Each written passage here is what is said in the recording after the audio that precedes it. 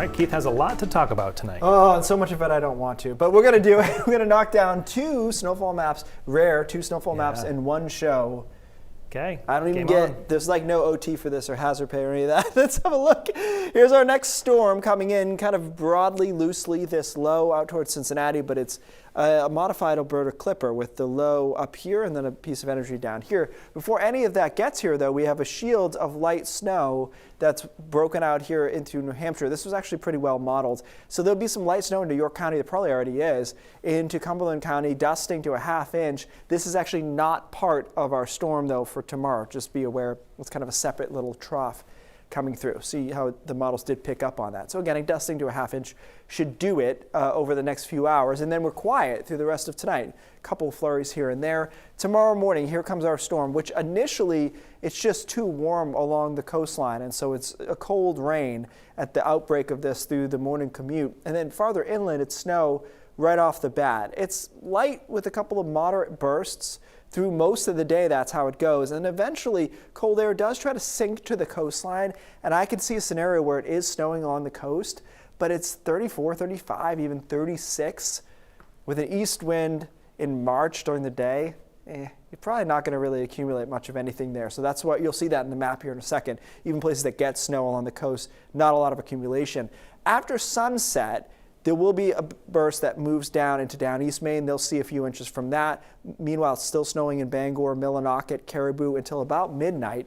And then we clear out, and Friday is another cleanup day, much like today felt. So snowfall map here, and you got to have good eyesight, but this is under an inch. And then this is 1 to 3 because we get that band after sunset. 3 to 5 into the mountains and foothills. Man, the skiing pictures from today looked very appealing. Under an inch here means we'll see some snow, by the way, slush, but not very much. All right, Friday night, Saturday. Storm's still there. It's been well modeled in that regard, but watch this, and this is what is making this really difficult. So it starts Friday night late into Saturday. This is the European model, my favorite model, and the precipitation shield is, let's call it in Millinocket, right, give or take, here Saturday in the morning. Okay, let's go over the GFS, which is kind of the second best model. And the precipitation shield is Wiscasset? Maybe in the Rockin is way farther suppressed because the high to the north is stronger. So we're trying to suss out who's right here and why, and we've leaned towards the European model in this map. But this zone is the one that I'm not as sure about. Bangor, if the Euro's right, Bangor's getting 5 or 6 inches of snow. But we've kind of blended the two, leaned towards the European model in this map, but we've given a little bit of credence to the GFS, more kind of suppressed track here. And so 5 to 8 inches into Portland doesn't sound like as much as maybe you thought this storm would be, but the reason for this is the QPF, the amount of moisture, could produce a foot of snow.